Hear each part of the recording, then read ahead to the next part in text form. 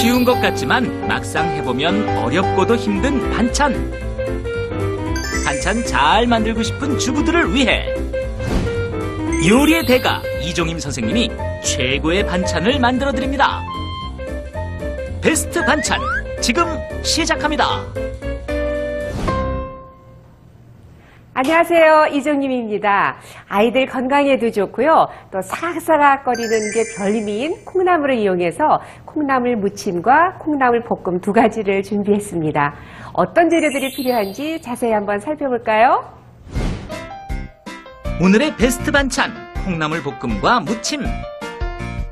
아삭아삭한 콩나물과 신선한 재료들로 오늘 어떤 반찬이 탄생할지 정말 기대됩니다. 우선 콩나물은 꼬리 부분을 그냥 쓰실 수도 있지만 그래도 이렇게 무침 요리에는 한번 좀 이렇게 다듬어 주시면 훨씬 더 음식이 또 정갈해 보이고 깔끔해 보여서 오늘 저는 좀 이렇게 꼬리 부분을 좀 다듬어서 쓸 텐데요. 또 이렇게 번거로우시면 그냥 쓰셔도 괜찮습니다. 지금 냄비에다가 물은 한 컵 정도만 넣으시면 되거든요. 물을 왜 그렇게 조금만 넣으세요?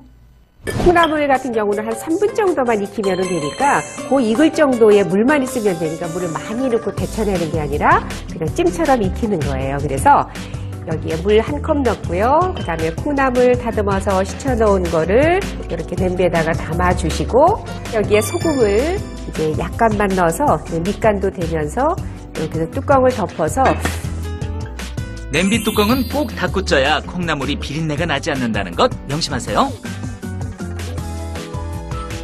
그 다음에 여기에 버섯은 오늘은 느타리 버섯을 준비했지만 느타리 대신에 표고버섯 쓰셔도 되고 목이버섯 쓰셔도 되고요. 다양한 버섯들을 사용을 하셔도 됩니다. 양념을 한번 해보도록 하겠습니다. 마늘하고 그리고 참기름하고 넣어서 소금 약간. 버섯만 왜 미리 간을 하시는 거죠? 그냥 볶는 것보다 이렇게 밑간을 해서 볶으면 훨씬 더 버섯이 간도 되어서 맛이 좋습니다. 버섯이 준비가 됐고요. 그리고 여기에 양파도 이렇게 해서 보통 굵기로 이렇게 썰어 주시면 돼요. 당근이 들어가면 또 색감이 좋아서 여기에 당근, 쪽파도 뭐 한 4, 5cm로 이렇게 잘라주시면 됩니다.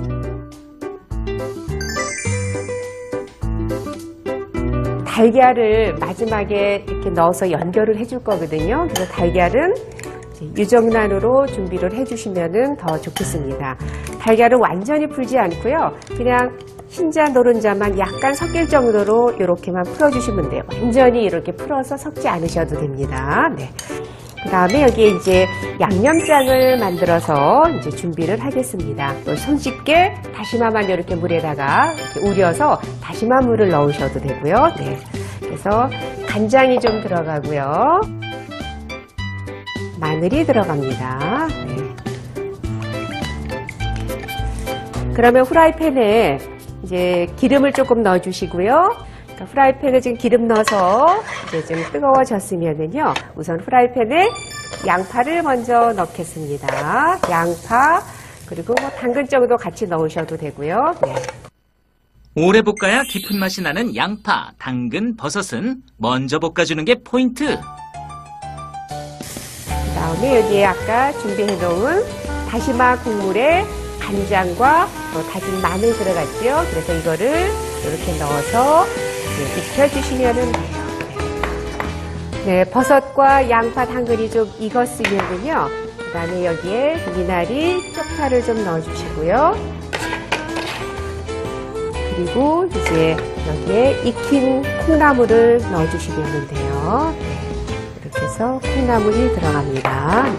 그래서 콩나물은 익혔기 때문에 너무 처음부터 넣으면 콩나물이 굉장히 가늘어지고 질겨지기 때문에 콩나물은 마지막에 이렇게 넣어주시고. 콩나물을 오래 볶으면 가늘고 질겨진다? 한번 실험해볼까요? 콩나물과 양념장을 동시에 넣고 프라이팬에 오래 볶아봤습니다. 정말 콩나물의 수분이 다 빠져 실처럼 얇아졌네요.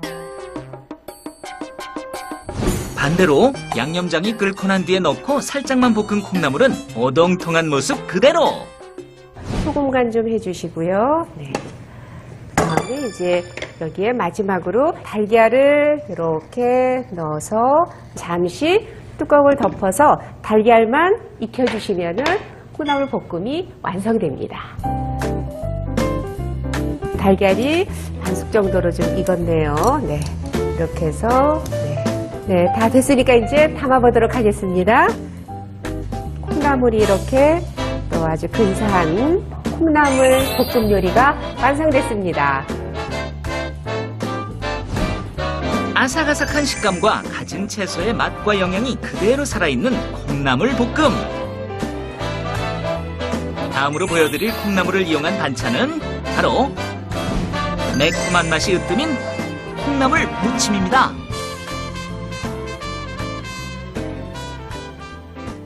콩나물은 물에다가 데치는 게 아니라 물을 조금 넣고 소금 넣어서 이거를 찜처럼 익혀주시라 그랬죠. 그래서 콩나물은 미리 조금 이렇게 익혀서 준비가 됐고요. 지금 양파하고 이제 미나리 이 채소를 준비를 할 텐데요. 그래서 이렇게 양파 이렇게 썰어서 준비해 주시고요. 그 다음에 미나리 같은 경우는 이파리를 다 다듬어서 한 4-5cm 정도의 길이로 이렇게 썰어 주시면 되고요. 이 미나리는 향이 있기 때문에 콩나물 싹싹 씹히는 맛에 아주 향긋한 향이 있는 이 미나리를 또 같이 곁들일 텐데요. 여기에 콩나물 채소 넣어서 이제 초고추장 만들어서 무치기만 하면 되니까 아주 간단한 음식이거든요.